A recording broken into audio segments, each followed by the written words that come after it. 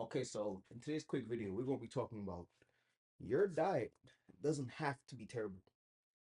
It doesn't have to be fucking leaves and vegetables all day. Because the truth of the matter is, you could eat practically whatever you want and still lose weight. Because I'm gonna be honest with y'all, this is like probably a lot of food.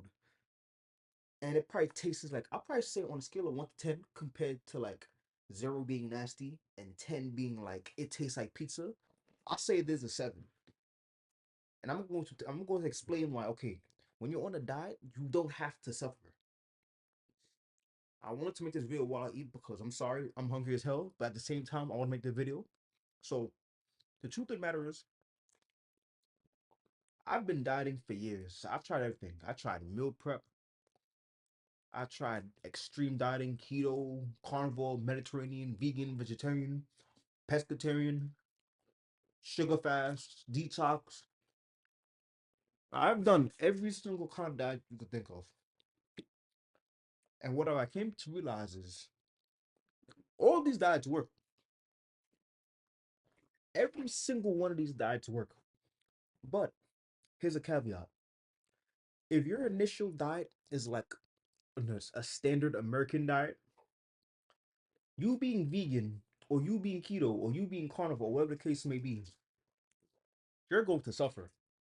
And I'm genuinely saying that because if you're not doing these things for like moral beliefs, where it's like, okay, like you genuinely feel like you don't want to, you can't eat carbs or you're gluten sensitive, I would honestly say then that's when you implement these diets. But if you're just doing it just for the sake of losing weight, you're gonna lose the weight. I'm not disagreeing with y'all. But the second you hop off, you're gonna start overeating. So I'm telling you, you could do intermittent fasting. All these diets work. I'm not disagreeing that all these diets work. My only caveat to this question is when you get to your ideal body weight and then your metabolism slows down because you lost so much weight so goddamn fast, what do you think you're more inclined to do? Do you think you're more inclined to keep the weight off or you're more inclined to gain the weight back and more? So to me, it's like you don't have to suffer on a diet because you could eat foods that actually do taste good. I'm not gonna lie. It may not be a 10 out of 10, like all the foods that got us fat in the first place, but as long as like I always tell people, if it's like a 7 out of 10, you're doing fine. If you could somehow get that shit to a 7 out of 10, you're doing completely fine. And the truth of the matter is, it's honestly just like a few days of just like you meal prepping or just you understanding how calories work. You're gonna realize like, okay, like I'm actually eating real foods, I'm actually enjoying these real foods, and I'm actually losing weight. Now look, trust me, this tastes just like pizza, and I'm still losing weight. And I'm still losing weight. Alright, so I finished. But don't sit here and tell me you can't lose weight on a diet. Don't sit here and try to convince me that a diet has to be terrible. Because the truth of the matter is, it kind of doesn't. Now, trust me, I know what the hardest part is. This is actually a commitment that you actually have to make to yourself. And I think the reason why it's so easy for me is because I've been doing this for a long time, you know. As crazy as it may sound, but I've been always trying to figure out this dieting thing for like since I was the age of like 12, 13. And the truth of the matter is it's like I just conditioned myself to not give in to certain impulses, you know? I'm at a point now where I'm double my age of when I started this diet, where it's like I've just conditioned myself to say, you know what, like if it was a choice between either starving all day because I didn't meal prep and just waiting until the end of the day to go home and cook some food, I would honestly be that person that would just wait all day not to eat until I go home and cook some food because I really you really have to put yourself in the terms of like, okay, like you do want to lose weight and you do want to look good and you do want to get your ideal body weight. But the thing is, it's like you have to imagine longevity. You have to imagine to yourself, like, okay, if I'm so hungry, is it worth getting McDonald's? If I'm so hungry, is it worth going to the deli and like, getting like a $10 sandwich that's most likely not even good for me? So it really just comes down to to me. It's not even about the diet itself and getting to the goal. It's just about a lifestyle change, you know.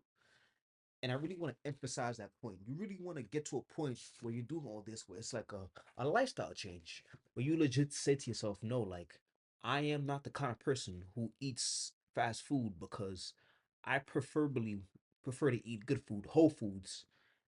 And I think eating whole foods is better than any diet you could probably do. Like in terms of just like all the bullshit we eat nowadays, I say when it comes to like real whole foods, even fruit and vegetables, you can't knock that because it's not carbs itself that's getting you fat. It's genuinely not. I think if people actually like sat there and asked themselves like, okay, if I found out my maintenance calories and I had to find out how quickly I get to my maintenance calories on a day-to-day basis, you're going to quickly realize you get there pretty fucking fast. You're gonna realize that it doesn't take that goddamn much to get to your maintenance calories pretty fucking fast.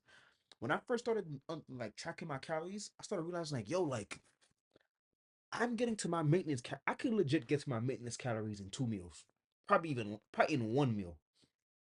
So I really want to emphasize this point of like you really have to look at this like in terms of just like math. You really have to find out what your maintenance calories is. You really have to find out what kind of food you're eating because that's nothing too.